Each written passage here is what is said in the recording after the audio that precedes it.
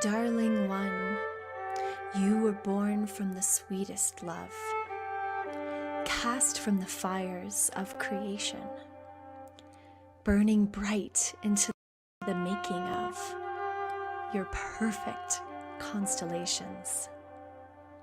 Head high, my love, never let them diminish you. Stand tall in the power of your love. Break open to the thousands come before you, written in your heart with holy blood. Keep going, my love. Hold tight to the scripture of your inheritance, your dreams born from ancient stone. Weave your magic star of wisdom, breathing life into hollow bones. Courage, my love. Place pain upon your sacred altars. Grow seeds where life has become hopeless. Lend hands to those who fall and falter. Let love be life's greatest opus.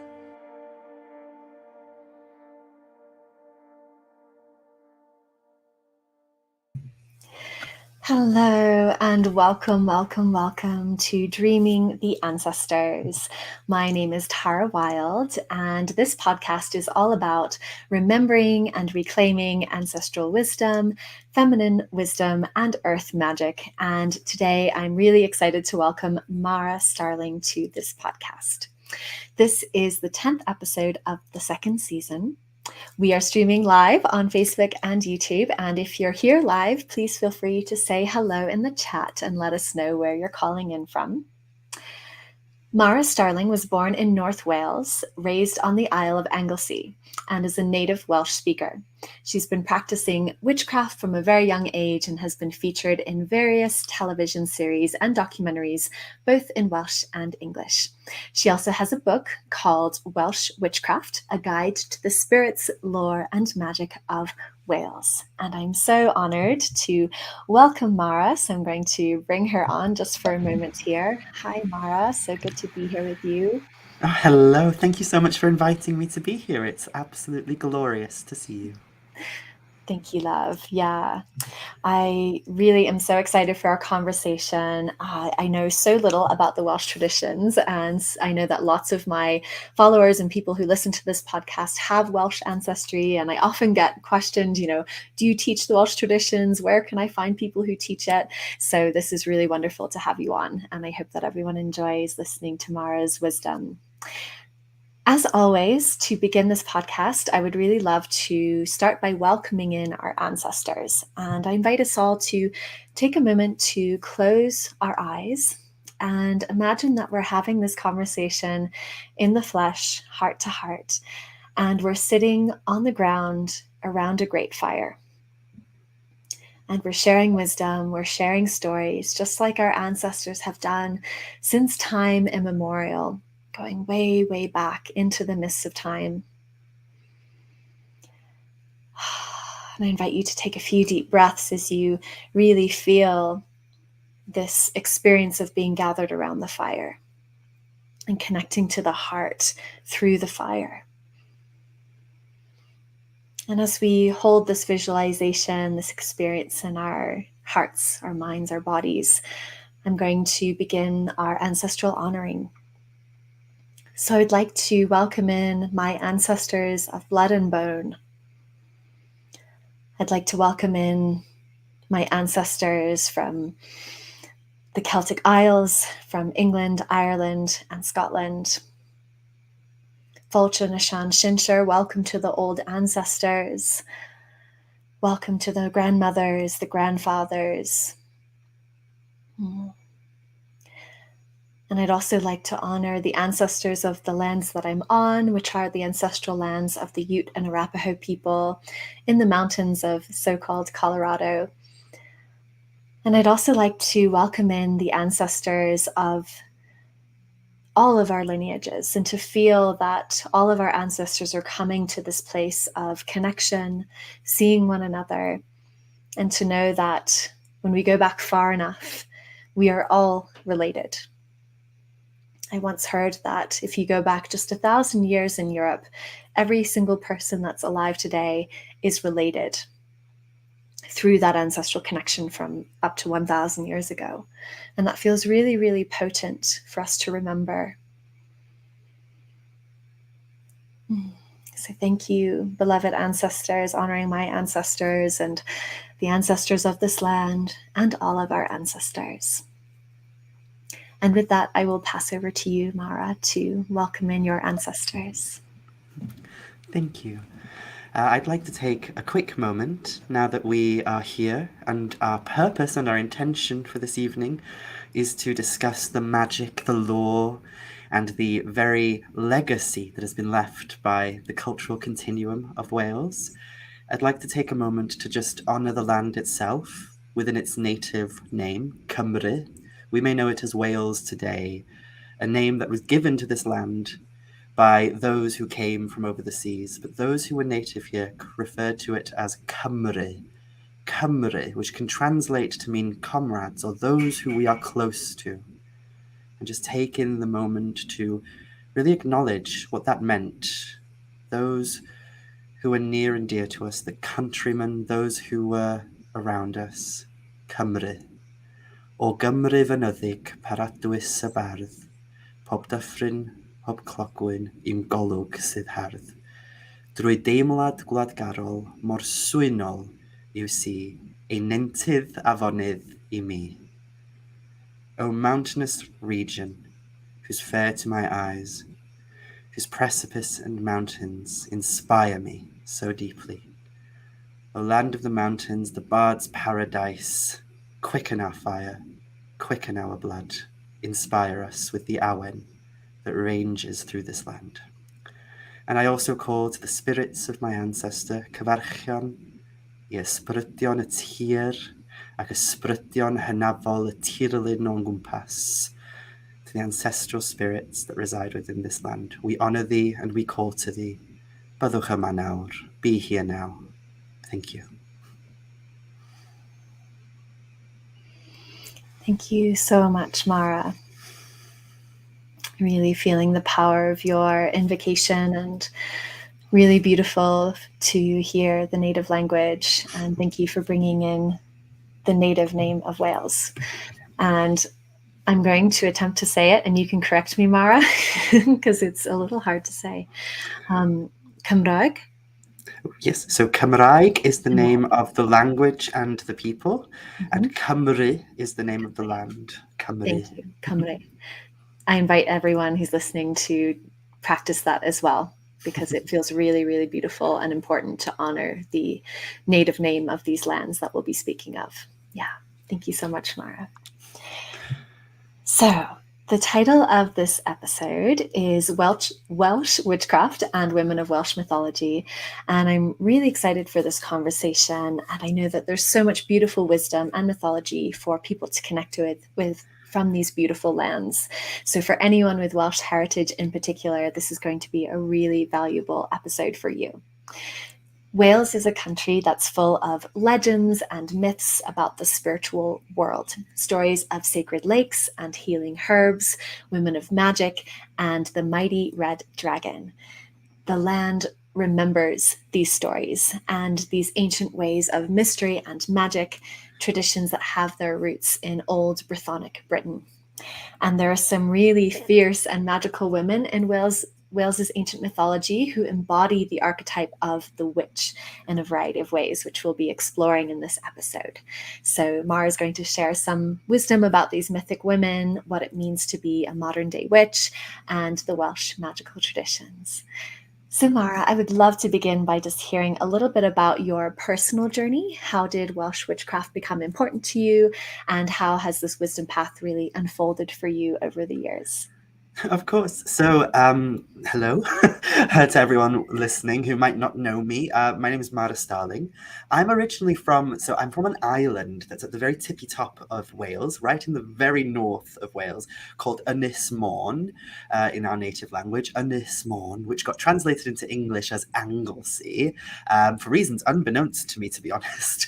We get the name Ynys Môn. Ynys means island in Welsh, and Môn comes from the Roman word mona, Mona, which was described as the name of this place within Roman historical texts. And it was said that historically this place was always quite sacred. It was a teaching ground for druids. It was said that the druids across all of Europe would pilgrimage to Anglesey, to Ynys Môn, to Mona, in order to train, to undertake their training as druids, before then going out into the world and sharing their druidic wisdom and being leaders within their communities.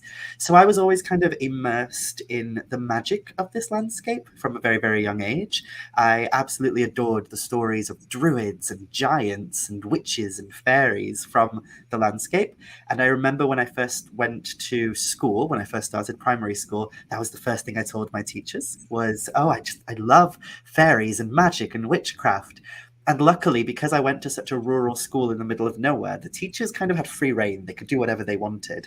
And they started teaching me about all these myths and legends, pointing me in the direction of all these glorious books about the subject, but also sharing them orally as well, because we are at heart an oral tradition. We're not really a culture that likes to write things down. We're more of a culture that likes to share stories and share songs. And it's really interesting, that word song, because in Welsh, the word can, or the word canu, which translates nowadays into English as song or singing, the word in Welsh has a much more broad meaning. Can mean song, but it can also mean story, it can mean prose, it can mean poetry, it can mean anything that we share and recite with sacred kind of inspired breath to one another, so long as we are touched by the awen, which is the Welsh force of divine inspiration, then we are singing, essentially, regardless of whether we're actually literally singing. We are singing anyway. We're singing from our very soul. And, you know, that part of my culture was what always sang to me on a deep and visceral level. And I also had a rather magical grandmother, Nine. We say grandmother as in North Wales, we say Nine. And my Nine, I refer to her as Nine Mumu, like mumu, like a cow, because she lived on a farm with lots of cows, so we called her Nine Mumu. And she was considered quite a magical woman. She was a tea leaf reader, a diviner. She loved anything that was inherently magical. And she shared that with me. And I always thought she was my best friend. You know, she was my best friend in the whole world. She was the only person in my entire family that really stood up for me and saw me for who I was. She didn't see me based on what I looked like or the roles and labels that were assigned to me. She saw me as me, and she empowered me and encouraged me to just be my most authentic self. But unfortunately, she died when I was quite young. She died when I was just in my preteens. And at the exact same moment when she died, I discovered witchcraft. I discovered witchcraft and paganism and magic. And I remember it was kind of like an anchor for me, because it helped me to cling on to that little bit of magic that she shared with me, that little bit of enchantment that she brought into my life. I remember vividly, I went to a little town called Llangefni on Anglesey, and I went into this little shop and I found a book, and it was this little dinky yellow book, and it was called Spells for Teenage Witches. And I fell in love because I looked at it and I thought, this makes me think of Nine. This makes me think of her and all the things she used to teach me. And I got so obsessed with this book. I started doing all the spells in it. I started living my life via the teachings of this book, even though it was very, very basic, very vague, but it was still like a lifeline for me at that point in my life as a strange little thing from North Wales that didn't have much friends and had just lost my grandmother. It was like, this was my lifeline. And I remember speaking to my mother. We weren't a very religious family, so it was very okay to talk about things like witchcraft and magic. It wasn't considered taboo at all, especially in Wales. I mean, we're surrounded by the stuff, so of course we're going to talk about witchcraft and magic. But I talked my mother's ear off about this book so much that she started getting annoyed with me. And so she said to me, do you remember when you were in school, when you were younger, and there was a teacher called Mrs. Franklin who used to come and teach you art? And I said, yes, I remember Mrs. Franklin, because she made us create this gloriously huge mural depicting a scene from Welsh mythology. I loved her. She was amazing. My mum went, well, she's a witch, so you should go speak to her. You should go find out everything you need to find out about witchcraft from her, rather than annoying me with all this knowledge that I don't have any interest in. So off I went. I toddled off and I met Mrs. Franklin. And I remember going to her door and asking her, please teach me everything that you know about witchcraft. And she was quite an intimidating lady. She was very warm and kind, but she was also quite intimidating and scary. I remember her looking down at me and just like kind of feeling like she was undressing my entire soul with her eyes, like looking into an aspect of myself that I couldn't see. And she just looked at me and she went, okay, I'll teach you, but it won't be easy. And I remember just feeling so magical at that moment. And that's what we did. We started teaching, we started learning from each other. We started going to these glorious burial mounds and ancient monuments that dotted around the island.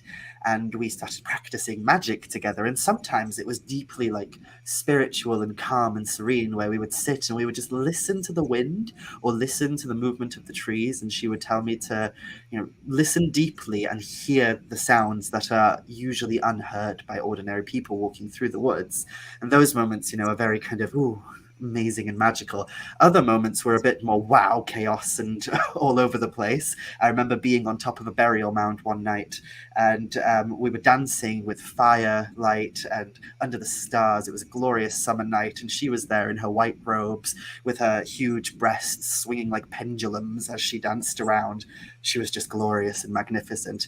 And through her, I met the Anglesey Druid Order, who were a kind of group of modern druids on the island, reviving the ancient traditions of druidry that we had in this land. And through them, and specifically Christopher Hughes, the kind of leader of the order, I learnt about a stream of paganism that was embedded within Welsh mythology and Welsh culture.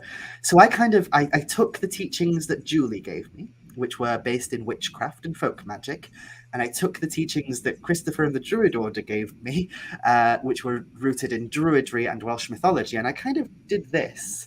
And I created my own little version of witchcraft, which was inspired and informed by the traditions and the practices of the past, while being very rooted in the here and now and in who I was as a modern Welsh person.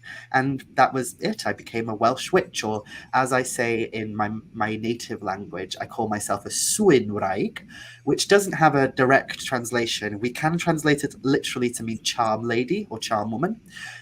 Swin Wraig or Swin Ord or Swinedd were terms that were given to magical practitioners. And I kind of adopted that term for myself. So when I speak in Welsh, I'm a Swin Wraig. But when I speak in English, the closest term is witch. So I use Welsh witch or Welsh folk witch just as a kind of the closest thing I can say. So hopefully some of that makes sense. Thank you so much, Mhara. Oh my gosh, you told that story so beautifully, and I feel that you have this gift for storytelling, which is really beautiful. And I just always love hearing about how people get started on this path because it's always so unique. And it's really interesting how sometimes it is that magical grandmother who kind of gives you that little inspiration that kind of opens something up. So it was really beautiful hearing about her. And yeah, just really honoring your path. It's really, really beautiful. And I can feel the magic of your devotions. It's really in the path that you walk. It's really beautiful. I find it really interesting that you're talking about how magical Wales is and how it's really just part of the culture. And I find it really interesting that Wales almost completely avoided the witch trials that ravaged England and Scotland and a lot of Europe through, the 1500s to the mid 1700s and sometimes even beyond. Apparently only 5 people, I think it was, they were convicted of witchcraft in Wales during that time. And I'm really curious about your thoughts on this. Why do you think that Wales, rejected these convictions, and what might this tell us about attitudes in Wales at the time towards women and magic? Because it feels like a really important piece of this cosmology of these traditions. Absolutely. It's so interesting. I remember when I first learnt about this, because I remember thinking when I was a child, we learnt about things like the Pendle witch trials, which happened over in Lancashire in England, and we learnt about the Salem witch trials, which happened all the way across the Atlantic. And I always remember thinking, did we not have any? Why do we never talk about it in school and such? Why do we never learn about it? And then as I grew older, I learned the reason for that is because it's so bloody complicated. It's so all over the place, and there's just so much that we don't understand about it yet. So yes, compared to England and most of Europe, really most of Western Europe, we didn't really have as many witch trials. We didn't go through this hysteria, as some people call it. And it's really strange that that is the case, because we share, a border with England. We're right here. And just across there, just in England, we had so many going on. There's upwards of 2,000 trials alone in England, and hundreds upon hundreds of people executed on accusations of witchcraft over there. And then you come into Wales and it's like, where are they? Why are they virtually non-existent here? Why do we only have this small group, this small handful of people? And then when you dig deeper and you learn that even that small handful, even those little tiny pockets of Wales that had witch hunts, most of those were areas that were along the border or were highly anglicised. So they were areas that were being influenced by England. And a lot of them took place later on. In that period of about 200 years, during the early modern period when this was all happening, it all happened quite later and in areas that were liminal, that were kind of these places along the borderlands. And I find that just fascinating. And I have looked into a few of the theories surrounding it.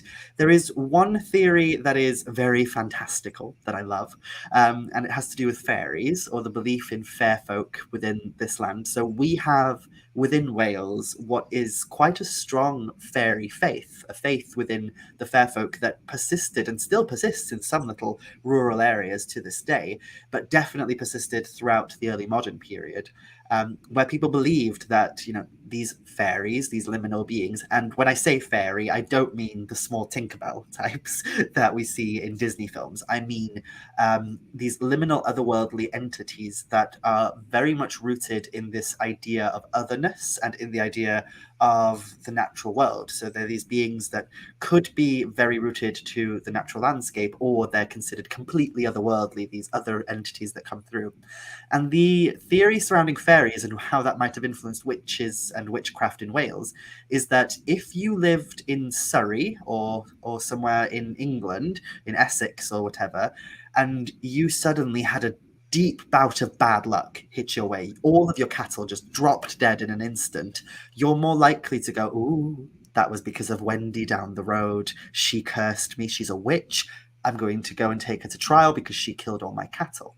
Whereas if you lived in Pontypridd or in Glamorgan or in Aberfraw on Anglesey, and it happened to you because you were Welsh, all your cattle suddenly drop dead, you are more likely to go, oh my gosh, it's those damn fairies again. It's the damn fairies. They've done something. I've offended them. I need to ward them away. I need to make sure that I consult my local magical practitioner so that this doesn't happen again. So, when bad luck came to people in Wales, they were more likely to go to magical people than they were to blame them for it. They were more likely to go ask for help, because the magical specialists were learned in things like fairies. They understood these fair folk that were sometimes dangerous and mysterious. They weren't always these, nowadays in a lot of New Age spirituality, fairies are often black and white. They're either these glorious nature spirits, beings of light who are amazing and heal you and do all sorts of wondrous blessings, or they're these horrendous, hideous creatures that cause all sorts of mischief and strife. When in reality, it's more the middle. They can be good, they can be bad. They're more like us as humans. They're just as diverse as we are. So you'd go to your local cunning woman or cunning man or Swyn Wraig, your charm lady, and you'd go, this has happened to me and I don't understand fairies. Can you do something about it? And they'd go, yes, of course. So that's one theory that I love, but a lot of academics kind of poo-poo that theory and say we don't like that because it involves fairies, and if we agree that that theory is correct, then we have to admit that fairies are a thing worth studying. So they kind of poo-poo that theory. So the theory they propose instead is that thievery was more of an issue in Wales at that point, because when we look at the court records, one thing that's quite remarkable about Wales during this period is that we had really extensive written records of trials. And that's how we know that this was definitely a thing, that the witch trials were not as huge here as they were across the border. A lot of people sometimes go, maybe you just forgot that they happened. And it's like, no, because we have such extensive court records from this time period that we would have them in written record if they did happen. And the thing that's interesting is in the same 200-year period that the witch trials were really big over the border, we had a hysteria of our own relating to thieves rather than witches. We were more concerned about people stealing our cheese and our sheep than we were about witchcraft at that period. So that's kind of the theory a lot of academics like to cling on to, is this idea that we were just too concerned with thieves, we didn't care about witchcraft. But to give a kind of third theory, the one that I'm more likely to agree with, the theory that a lot of people who actually look into it from a more holistic level, and by that I mean looking at it from all angles rather than just trying to look at it as a historical or legal or logistic kind of level, the people who try and look at it as an all-encompassing thing, looking at folklore, looking at folk custom, looking at belief and superstition at the time, they're more likely to say that the actual reason we didn't have that many witch trials is because the very concept of the witch as this hideous, monstrous creature that caused panic and fear and terror in your community, it just didn't exist here. Now, witchcraft today has been reclaimed to become this glorious and magical thing that's very empowering. But historically, witchcraft was always considered this really monstrous and transgressive thing. It was a scary and deadly thing. It was all curses and malicious intent, and very much rooted in malefic forms of magic. And we just didn't have that in Wales. We didn't understand that because magical practitioners have been so rooted within our culture for so long that someone telling us that it's all bad is kind of ridiculous to our eyes. And the biggest example of why this is true in my eyes is the terminology used around the witch trials. So we have the word gwrach in Welsh, which describes a witch.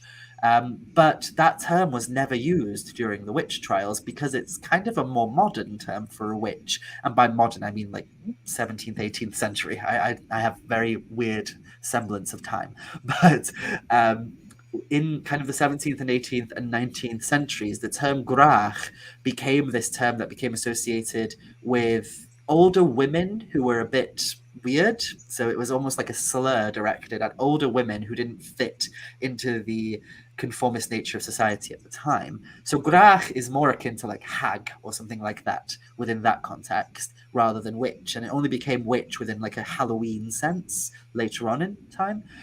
Whereas when we look at folklore, a gwrach is actually more of this monstrous ogre-like being that lives in the landscape and doesn't really fit with our definition of witch today.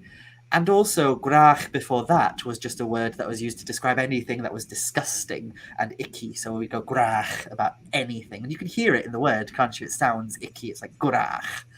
But we had all these other words historically that are kind of used more kind of further into the mists of time than gwrach is to describe magical practitioners, like gwyddan. And gwyddan is a word that means witch or magical practitioner, but it also means those who know the trees, those who know the natural world. Then we have, as the term that I describe myself as, swinwraig, which essentially just means somebody who is learned in the art of enchantment. They're learned in the art of enchantment. And then we have like dyn hysbys or dyn cyfarwydd, which is cunning man or familiar man, and also gwraig cyfarwydd, which is a familiar woman. And all that term means essentially is that they're familiar with the hidden aspects of life. So we have such a deeply rooted culture of magic, and yet the word gwrach, nor swinwraig, nor gwyddan, none of these native terms that we have for witches and magical practitioners were ever used during the witch trials that did take place here. The word that was used instead was wits. And that, to me, wits, it's just a borrowing of the word witch turned Welsh. Witch, wits. It's just the same word, Welshified. So the fact that we didn't understand what the witch was to such an extent that we were like, what are we convicting again? Witses? Witses? Okay, if you say so. And the other fact that makes this so believable to me is that reverse witch trials also happened more commonly than witch trials. So though we only had about 5 people that were executed or convicted on accusations of witchcraft, we had just over 40 trials in total. And of those 40 trials, a lot of the people, especially the women who were convicted of witchcraft, then took their accusers to court in a reverse witch trial. And the reverse witch trial is essentially the accused witch taking, after being found not guilty of witchcraft, takes the person who accused them of witchcraft to court for slandering their name. And though witchcraft trials usually led to a not guilty convict in Wales, the actual reverse witch trials, where women would take their accusers to court under slander, they were often found guilty of slander. So it's more likely that the court would favour these women who had been basically slated by their community as witches than they were to take the favour of their accusers. So to me, it's just obvious that obviously the actual concept of this malefic witch just didn't exist within our culture. We didn't understand it. And how could we when we have figures like Ceridwen, the witch goddess, this goddess who is the muse to the bards, who is very much connected to the concept of divinity within Wales? How could we consider the witch evil and demonic when we have figures like this who are pivotal to our very culture? Thank you, Mhara. Wow. I was just drinking in every word. So fascinating and so potent to really feel all these different ways that the magic of the land was just woven through the culture. And so this idea of a malevolent witch was just completely foreign. And I've kind of looked into this topic in Ireland, and it was a very similar thing. A lot of the witch trials in Ireland came more from areas that were very Presbyterian, and there was a lot of Scottish immigration and influence in those areas. So a very similar story. And I love that you brought in Ceridwen, and would love to talk about some of the powerful women of magic in Welsh mythology. So maybe you could talk to us a little bit about some of these goddesses who have that archetype of the witch. And tell us a little bit about them. You can kind of introduce them and maybe some of the ways that they use witchcraft in their mythology. Absolutely. The interesting thing about Welsh mythology in general is that there's a lot of debate about where it comes from, and I think it's good to give like just a little bit of a background of that first, because when we think about the gods and goddesses of Wales within kind of a pagan context today, what a lot of people don't know is that the gods and goddesses that we think of when we think of Wales today, we don't glean information about them from ancient, knowledge that has been passed down from some pre-Christian past. We didn't find shrines to Ceridwen or Rhiannon along rivers or lakes that were pre-Christian in nature. A lot of this information comes from medieval manuscripts, which were written down in a very Christianized period. So a lot of academics like to kind of disregard them as gods because of that, because the first written record we have of them comes from a Christianized period. So the idea of them being goddesses or gods is kind of unheard of to these academics. They're like, I don't like that idea because they were around during a Christianized period of Wales. So they didn't believe in gods and goddesses other than the Christian God at this point. But I kind of challenge that because I think that there's an aspect of these gods and goddesses that are quite obviously older than the written record. So though we know that these characters come from these medieval manuscripts, we also know that they're likely, and this is agreed upon by most scholars today, they're likely from an older oral tradition of storytelling. The big debate is how old. How old is that tradition of storytelling? Does it predate Christianity? I think kind of yes. I think that there are echoes and hints towards an older Celtic mythology within these stories, and the fact that we have concepts such as the otherworld and magic and witchcraft embedded in the stories is kind of telling of that to me. But then you have other people who argue that they're not. So the argument I always give is, well, regardless of whether they're gods and goddesses in the past, they are now because we revere them. And there's this thing called the process of apotheosis, which is the process of making something divine. So regardless of whether they were gods and goddesses in the past, they are today. And I dare any academic who thinks that Ceridwen is not a goddess to go to Bala, where Llyn Tegid, where her story takes place, is, and walk into the goddess temple that is there along the banks of the lake and tell the people who run that temple that their goddess is not a goddess and see what reaction they'd get. So I just wanted to kind of give that information quickly because it's important to acknowledge that these stories were written down during the medieval period when Christianity was the main religion here. Because when we look at the women of the Mabinogi, when we look at the women of Welsh mythology, they're quite weird. They're quite unique.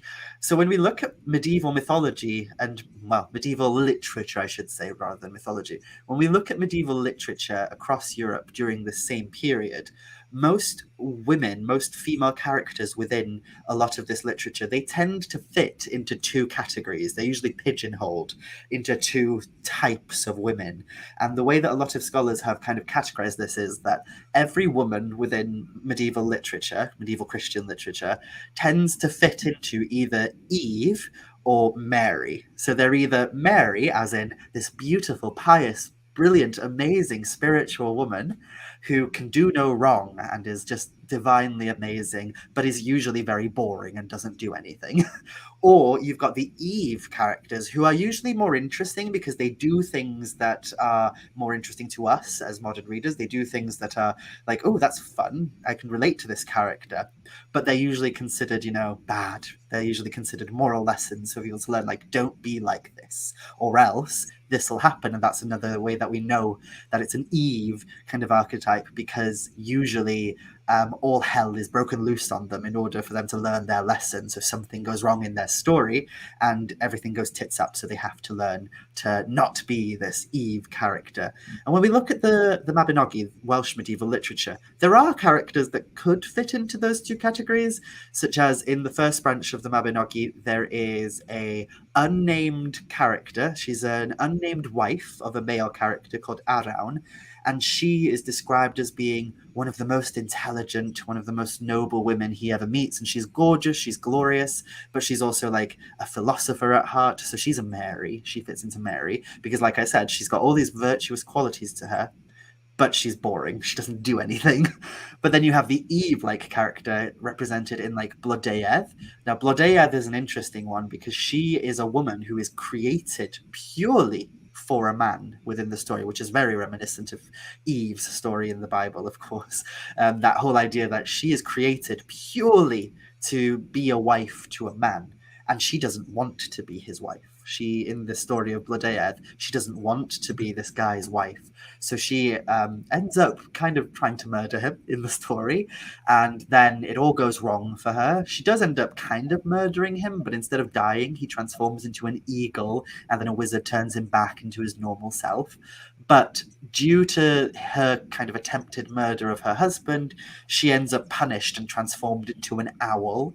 And when she transforms into the owl, her name is changed to Blodeuedd. So Blodeuedd, her original name, means of the flowers because she was made from flowers. And then Blodeuedd means flower face, which was a colloquial term for the owl in Wales for a long time, because owls kind of look like they have a flower for a face.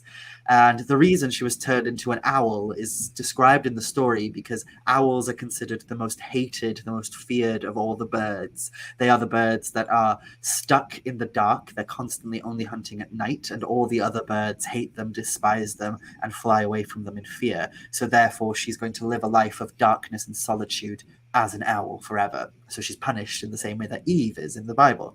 So as I said, you have those two types of characters within the Mabinogi as well, these Mary and Eve characters. But then you have characters that you cannot fit into those two medieval categories. So it's another, to me, sign that these stories are older than the medieval period, because there are some of these female characters who are some of the most interesting and intriguing characters in our mythology that just don't fit those molds. So, for example, Rhiannon, who is one of the kind of most popular and most well-known entities from our mythology, she doesn't fit either of those categories because, yes, she's beautiful, she's noble, she's regal, she's wonderfully intelligent, she's a philosopher at heart, she's amazing. But she also is very transgressive, and she's her own authority. She's independent. She's unique. So, for example, a sign of her independence and just the fact that she is very much an authority of her own identity is her introduction in the stories when she's spotted by a guy. She's very magical. There's a lot of motifs around her that kind of hint that she's from the other world, that she's not quite of this world, that she's divine or she's from the other world. And she appears riding this glorious white horse. And this guy decides, I want that. I want her, that thing that's on the horse. I want it. And he sends his men to go and get her. And none of these men can catch up to her on horseback. And she doesn't seem to be even trying to get away from them. She's just kind of trotting idly by, and they just can't get to her. And after try after try, they just can't find her. So eventually the guy who sent them goes, I'll go get her then. And he tries and he tries and he still just can't get her, until eventually he goes, lady, for the one that you love the most, please stop. And she stops and she turns to him, and the first thing she says to him is, you know, for the sake of your horse, it would have been better if you asked me that ages ago. So literally just telling him, you know, why didn't you just ask me? Why did you have to chase me? Why did you have to try and own me in that way? Why couldn't you have just asked me and, you know, put the ownership of whether or not I want to stop on me? Because I did stop once you asked, didn't I? And that to me is quite a feminist kind of way of thinking. And it's strange to think that she's a character that was written about in the medieval period like this. And it's the same throughout that entire first story. She's a very kind of cunning woman. She comes up with this grand plan when everything goes wrong in the story and the male main character, screws up. It's not him that fixes the situation, it's her, it's Rhiannon. She's the one who comes up with the plan, who puts the plan into motion, and who fixes the situation entirely. And then as the story progresses, she becomes this kind of hated and feared character because she is wrongfully accused of murdering her own son and eating her own son as well. And she doesn't really know if the people who accused her are telling the truth because her son is missing. So during the process of grieving this son that's missing, the son that she's just given birth to has gone missing, she can't even grieve because she's already put in a position where she's accused of his murder, and she's not even sure, did I do it? I don't know. I don't remember doing it, but these people are saying I did. So she takes on a punishment, and her punishment is essentially to become a horse. She becomes a horse and has to let people ride upon her back as they enter into the city that she governs over, and she has to tell them the story of how she murdered and ate her own child, even though she didn't. And eventually, when she does find the child, she says to him as she hugs him and holds it tight when she finally finds that he's alive, she says, well, dyna diwadd i fy mhryderu, which translates to, well, that's the end of my anxiety. And then, because within this kind of tradition, it was believed that it was the mother's job to give a child a name, that becomes his name, Pryderi, which essentially means separation anxiety. And so Rhiannon is this really interesting character who has her own kind of authority and her own power and her own presence, devoid of a man. She doesn't need a man, and yet she also does have men around her that rely on her. She's almost like this embodiment of sovereignty. It is with her that the king of the region she marries becomes an even greater king. So she almost gives him the authority and the sovereignty to rule by just being there. And she goes from this divine, beautiful, amazing being to this beast of burden who goes through so much traumas and endures so much. And even in later stories that bring her up, when things go wrong in the stories, she's always the one to go, right, I'll sort it, I can fix this. And I love that about her. But again, she doesn't fit into the mold of being either Mary or Eve within that medieval context. And another character that also does that is Arianrhod, who is also very popular today. Arianrhod is a character that is inherently transgressive in every way. So she offers to become, there's this king called Math, who is also her uncle, but we won't get into that. There's a king called Math who, in order to rule over Gwynedd, the kingdom that he rules, he always has to have his feet in the lap of a virgin. And unfortunately, the virgin that he had his feet on the lap of is not a virgin anymore, shall we say. It's quite a sad story of why she's not a virgin. But she's not a virgin anymore, so she's not eligible. So he needs a new virgin. And Arianrhod, his niece, turns around and says, I'll be your virgin. I will be your foothold. And in order to test whether or not she's a virgin, the only way, of course, that they can test whether she's a virgin is for her to step over her uncle's magic wand, which in itself is a bit strange. But she does this, and as she does, two things kind of plop out of her.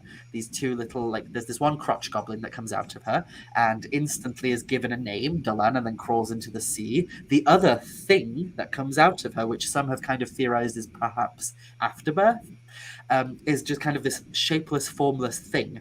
And her brother, Gwydion, picks it up, wraps it in a blanket and puts it in a cupboard.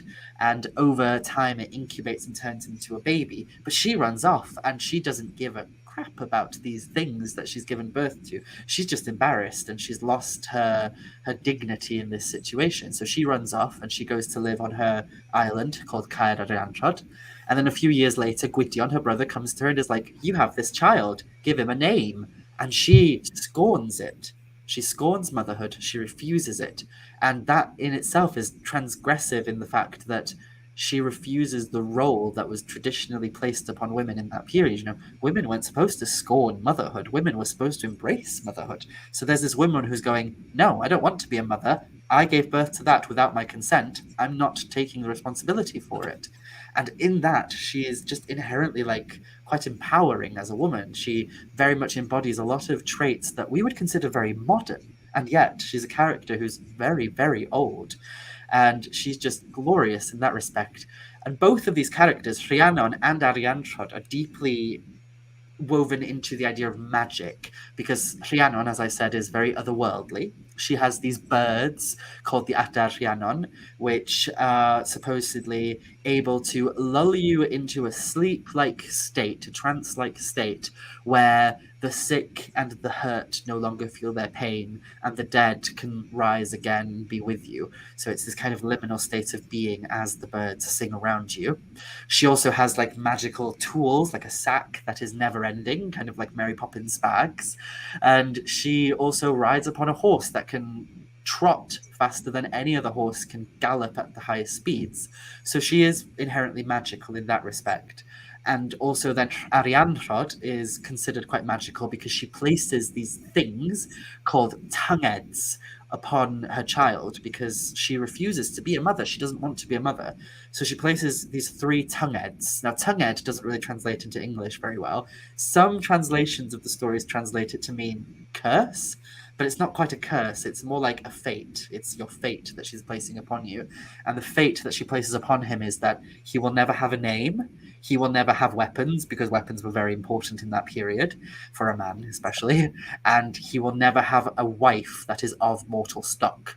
Eventually, all 3 of those fates are broken by a wizard called Gwydion, her brother, who tricks her. He's kind of considered the like Loki of Welsh mythology because he's very tricksy and does things that kind of get under your skin.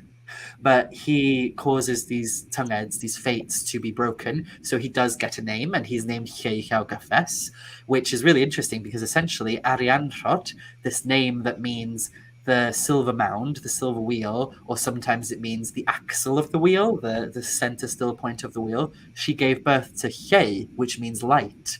So the axle of the wheel, the thing that is the central still point of the ever-turning wheel, gave birth to light. And that is kind of mythological, I consider. But he's given a name, Lleu, he's given weapons via trickery, and then the wife that is not of mortal stock is that woman that I talked about earlier, Blodeuedd, who was made of flowers.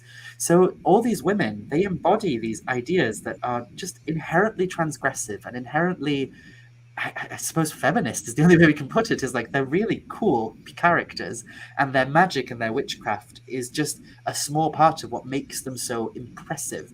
And I always say to people always focus on the male characters in Welsh mythology, the scholars and such, but it's the women characters that are the most interesting and have the most interesting stories, I think. Thank you, Mhara. Oh my gosh, just so beautiful to hear the way that you told those stories and really brought forth those really unique aspects of those women. And it's so fascinating to me how, these medieval manuscripts, as you're talking about, they're seen as these kind of Christianized texts, but then we have evidence of these women who are clearly outside of that mold. Mm-hmm. And so they are clearly older, and this is true of the Irish texts, medieval texts as well, and those that were written about the Grail from more of from Britain as a whole. And it's so interesting how we're coming back into this time where we can identify with these women. And I kind of wonder, as these medieval storytellers were telling the story of Arianrhod and Rhiannon, how people would have reacted. Were they seen as sort of more of like a was there a sense of fear around these women because they didn't fit into that mold? And so I'm always curious how these stories evolve over time and how the listeners really interpret them based on the time and the culture and the context. And we are in this amazing time where we're looking at these women going, these women are clearly older, they come from an older tradition, and we're now sort of reclaiming their power. And it's this is very, very powerful. So thank you so much for that beautiful overview. And I could listen to you talk about it all day. Just kind of following on from that conversation, I would really love to hear, from your perspective, what can the women of Welsh mythology teach us about ourselves? How are their stories relevant to us as modern women? I think the best way to answer that question is by paraphrasing one of my mentors, Christopher Hughes. He's glorious and he's written a lot of books on the subject of Welsh mythology and Druidry. He's the chief of the Anglesey Druid Order. And he says this phrase that has always stuck with me throughout my life. And he says it quite often whenever he teaches courses and such. So it's really embedded into me. And the phrase is that mythology is a thing that never ever happened. It never happened. They are stories that just never ever happened. But they happen to us all the time. They happen to us all the time.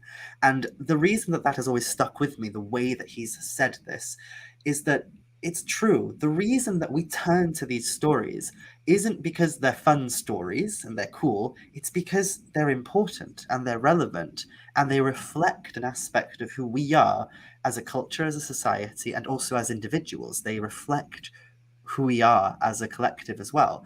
And I love that about them, the fact that these stories have never kind of gone out of fashion. People are always looking towards them. And I remember when I first discovered how popular Welsh mythology was.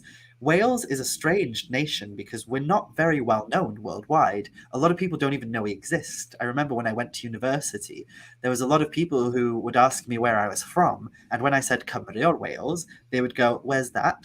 Or they would go, "Oh, is that like a part of England?" And it would always kind of grind me. It would get on my nerves. So I always thought we were kind of this unknown place that was irrelevant to the world. And yet, when you really think about it, we've had such an influence on a lot of the world, especially when it comes to via our stories, our myths, and our legends.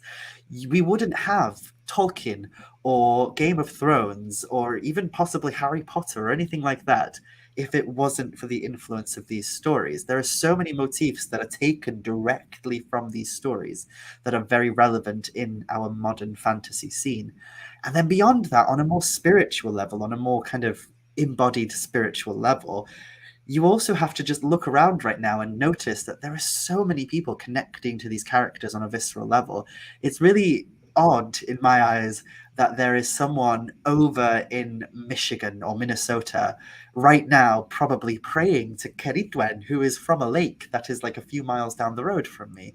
It's really strange to think that there is somebody who is praying to Rhiannon, who is doing a spell with Rhiannon probably right now, all the way in Sydney, Australia, who has probably never walked on the landscape of Wales, and yet they're calling to a goddess who is so rooted in the part of South Wales that I visited not too long ago. And it's a strange and odd thing to think about, but it's also really beautiful and really magical because it showcases to me that the things that are embedded into my cultural heritage, the things that I grew up with, are just so universal that they're speaking to people across the world from various cultures. And that means that they're very relevant. To me personally, these characters have taught me so much about myself and about my culture and about my land that I think anyone can have that, regardless of whether they are in Wales or not, regardless of whether they're from here. I think there's something they can teach us about sovereignty, and that could be sovereignty of the land or sovereignty of self, the way that we walk in the world. They also teach us to stand our ground, to really like just be authentic in who we are. Arianrhod didn't buckle and change herself in order to fit into the ways that she was expected to be. Neither did Blodeuedd. Blodeuedd, who was purely created and crafted for one purpose only, she refused that. She said, "That's not the life I want for myself." And she stood headstrong in herself. And I think these women are like strange because they come from a period where we are trained to believe women didn't have much power. And yet here they are, really powerful women, standing proud in their own authenticity, in their own integrity, and in their own authority, I suppose, of their own bodies, of their own being, of their own self. And I think we can learn a lot from them in that regard, I think. Mm. I resonate so much, and it speaks to so much of my own feelings and beliefs and practices with my the ancestral traditions from Ireland and from England, and how these ancient goddesses and these mythic women can really support us to be our sovereign selves and help us connect to land and lineage no matter where we are in the world. And it's such a magical thing to be able to go back to these medieval texts and these traditions and really see ourselves within them and see this really beautiful ancestral connection, or this connection of culture and heritage. I'm seeing a beautiful comment in the chat here, someone saying, I have Welsh ancestry and I had no idea. Thank you for helping me understand my heritage more. And so, yeah, I'm thinking about, that hypothetical woman in Michigan and Sydney, Australia, and feeling that sense of connection to something greater than themselves, to their ancestry, to their heritage, to these goddesses who are this archetypal energy of power and sovereignty and so much more that can help us to connect with ourselves. So, yeah, thank you so much, Mhara. And we just have a few minutes left, and I would love to revisit a conversation that Mhara and I were having before we got on the live, where Mhara was talking about Anglesey and this beautiful story about this river. So, Mhara, I'm going to have you maybe just repeat some of that because it was so beautiful. And anyways, I'll pass over to you because I would love for the listeners to hear some of that story. Absolutely. So I think the story that we were talking about is very reminiscent of just how important the oral traditions of our culture is as well. Because though we have these stories that are written down in books like the Mabinogi, I do feel that once these stories are kind of put to pen to paper, like they're changed slightly and they lose a little bit of their enchantment, even though it's really good that they have been preserved and they are carried over to other cultures and such because of that.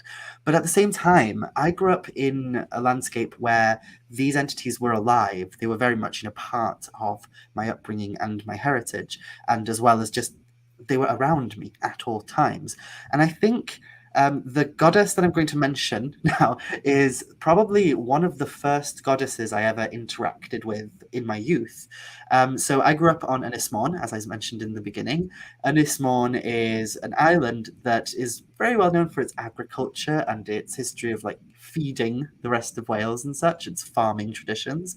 And through kind of the western side of Anglesey, there's this river that cuts through the island that almost, if you look at it on a map, seems to cut the island in half.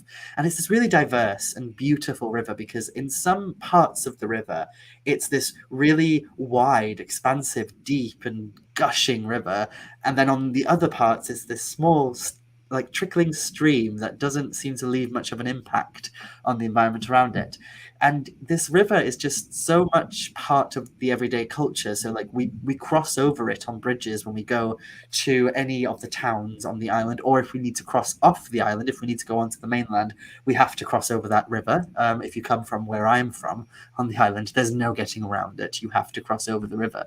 And I never really knew the river's name when I was younger. I just remember thinking it was a very beautiful river and it was glorious. There's a part of the river that have these glorious stepping stones that have been put there many, many centuries ago now. And these stepping stones allowed people to cross the river back before there was any bridges built and such. And it's just such a glorious place. And I came to discover not long after I came into paganism that the name of the river is Braint. Now, Braint is a fun word because in Welsh, it can mean pride. It can mean like a pride in yourself. So dwi'n teimlo braint would be a phrase that means I'm feeling pride in myself. But it can also mean ffraid or Bridget. So it's a Welshification of the word ffraid, which is in itself a Welshification of the word Bridget or Bridget. And of course, Bridget or Bridget is a goddess within the kind of Irish continuum, as well as a saint. And over in Wales, she is as well. She's Saint Ffraid or she's Braint. But the Braint is specifically the river. And what I loved learning about the river was that the river itself kind of floods and destroys the landscape every winter. It just stretches past its boundaries and it floods the landscape so beautifully. And a lot of the people on the island, they hate this. They can't stand that the river floods every year. They're like, oh God, here we go again. All the fields are going to be mucky and wet, and everything is going to be destroyed, and my garden's going to be full of water. But the thing is, once that water then recedes and goes away over the warmer months in the spring and the summer, the nutrients that are left in the soil around the river are so rich that all the crops that grow there are just amazing and brilliant.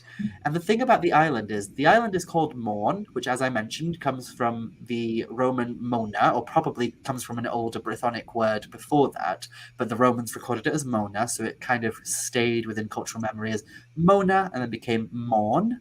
And Morn is, within folk tradition in Wales, is referred to as Morn Mam Cymru. And this title that was placed upon the island is one that we can stretch back into the depths of history and find written about in the 11th and 12th centuries.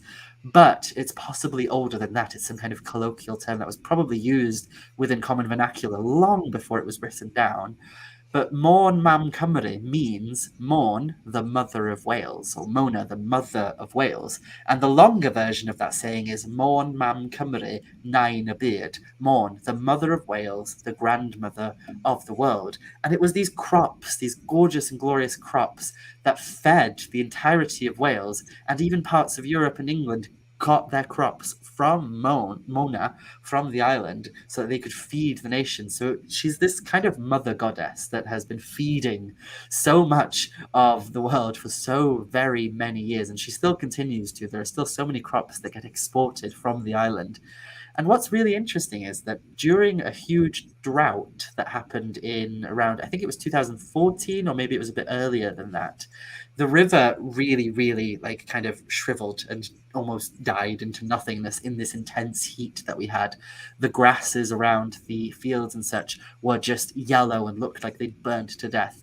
And during that period, there was some archaeological work going on, trying to figure out some of the remnants of the prehistoric inhabitants of the island. And of course, Mona, Morn, Anglesey, very much associated with Druids and has a long history of being one of the teaching places of the Druids, according to classical writers, as well as being the last place that the Druids lived in all of Britain before they were destroyed by the Roman army.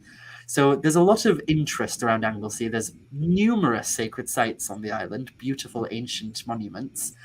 You can't kick a rock on Anglesey, essentially, without it being some sort of sacred ancient monument. And during this period of this great drought, while this archaeological work was going on, they found carved into one of the fields this gloriously huge goddess-like figure. And she's gorgeous. She just looks like this beautiful harvest or earth goddess just carved into the field. And they estimated that this carved goddess was about 3,000 years old, possibly. And she's there, right on the bank of the river, right on the river that's called Brynt. And Brynt now, to me, is a goddess. If she wasn't in the past, I would be very, very surprised. I think our ancestors obviously knew there was something to her that was inherently magical. And the fact that she floods the landscape and causes all the nutrients to come and it causes, Mona to become this great mother who feeds the nation with her crops. That goddess is there now as proof to me that there was obviously something going on thousands of years ago that our ancestors knew about, and yet we also know about today because, like I said, she was one of the first goddesses that I interacted with because she's a river that's so integrally important to the culture of the island to this day. And I remember connecting to her. And I have a little story in my book where I mentioned that I dreamt of her when I was younger. I dreamt that I was bathing in the river next to her, and I didn't know her name at that point. And then I learned her name, and it was like all these doors opened. And nowadays I go and I leave offerings and I tend to the river and I sing to the river as often as I can because she to me is Bryant, but she's also a part of the landscape of Mona, the mother of Wales, as well. Thank you, Mhara. So beautiful to feel that really ancient, the way that this archaeological sort of exploration was happening, and then the goddess appeared, and It's amazing that she's appearing to us at this time where we are remembering these sacred ways, and Mhm. the feminine is coming through in this really beautiful way. And I love that you dreamed of her as a child, and it's just so magical. So thank you so much for sharing that with us. And since you mentioned your book, I would love to give you some time here to talk a little bit about your book and anything else that you want to share with everyone listening, where they can find you and what have you. Absolutely. So I have written a book. So if you'd like to hear more about the magic of Wales, my book is called Welsh Witchcraft, a guide to the spirits, lore, and magic of Wales. It came out not too long ago, and it's available wherever books are sold. So you can order it on the dreaded sites like Amazon, but you can also order it through your local booksellers, which is what I recommend. Go to your local bookshop and ask them if they can order it in if you can. If you have an interest in it, of course. And that book kind of covers the history of witchcraft and magic in Wales, as well as the gods and goddesses. It covers fairy folk and the traditions of the kind of annual cycle throughout the year, the ways in which people celebrated throughout the year. And it was quite a passion project of mine. I'm currently working on a second book, which should be coming out next year, so stay tuned for that one. But yes, I'm also a bit like a rash. I get around. Once you've rubbed up against me, you can't get rid of me. So now that you've seen me, I will pop up everywhere. So I'm across all socials, Instagram, TikTok. I'm a bit of a fool on TikTok, and I run around sharing stories about fairies and magic and wonder. And I'm also on places like YouTube, and you can find me on all these sites just under Mhara Starling. Careful with the Mhara, because there is a hidden H in there, so it's Mhara. It's a very hidden silent H. So Mhara Starling, and you can find me on pretty much every social media. And I like to share as much as I can about the magic of Wales via those places, as well as on my Patreon, in my books, and in my work. So come find me if you feel the call of Wales. Thank you so much for sharing. I see a question in the chat here. Someone's asking, what is your second book going to be about? Maybe it's something secret and you're not ready to talk about it yet, but if you are, someone is interested. I'm not sure if I'm technically allowed to talk about it, but I will give a little bit of an insight into what it is. The second book, so the first book that I wrote, Welsh Witchcraft, was kind of a very much introductory overview of witchcraft and magic, and it was very much focused on how we can be inspired and informed to of these like myths and legends and these stories to create an embodied and authentic practice that is inspired by these things. All my books going forward are going to be more of like, we're going to take a theme that I talked about in the first book and go deeper as we can. And the second book specifically goes deeper on the topic of the other world and the magic of the fair folk and everything that that encompasses. So when I tell people that my next book is kind of about fairies, they often get either really excited because they like fairies, or they get disappointed because maybe they're not that interested in fairies. But the thing is, the fairy tradition in Wales is so rooted in things like Rhiannon. Rhiannon is so associated with the fairy tradition, and we go into that in the book, as well as other gods like Arawn and Gwynap Nudd. They come up a lot. And then we have like so much that plays a role within our folklore mythology that influences the way in which we perceive magic and such. So, like, for example, witchcraft, if you have an interest in witchcraft, fairies are very much embedded in witchcraft traditions of Wales, because we have this belief that a lot of magical practitioners gained their knowledge and expertise not from the devil, like was believed over the border, but from fairies. And so we have a lot of these native practitioners who used to work with the fairies. So my second book is going to be delving into that. I'm currently on a deadline to finish it as soon as possible. I've written most of it, but I need to finish it. And hopefully that should be out next year. Thank you so much for giving us some insight. That feels really, really exciting. And I'm seeing some lovely comments in the chat. Yeah, thank you so much. Thank you all for listening, those of you who've been listening along with us. It's been such a powerful conversation and such an honor to be here with you, Mhara. So just a big thank you. And I also really want to honor and thank the ancestors that we called in at the beginning of this conversation. I feel that they've been holding this conversation the whole time we've been chatting, and I can really feel how this wisdom you're sharing is so wanting to be remembered, especially for people of Welsh ancestry and Welsh heritage. And I just really bow in gratitude for all that you're bringing forward, Mhara. Thank you so much. Well, thank you. Diolch o galon, as we say in Welsh. Diolch o galon. Thank you so much for having me on. And yes, bendithion disglair i chi gyd. Okay, thank you all so much. Thanks for listening. This has been another beautiful podcast episode. And just a reminder, there are lots of other episodes with lots of beautiful guests for you to explore here on Dreaming the Ancestors. So until next time, everyone, a big, big thank you.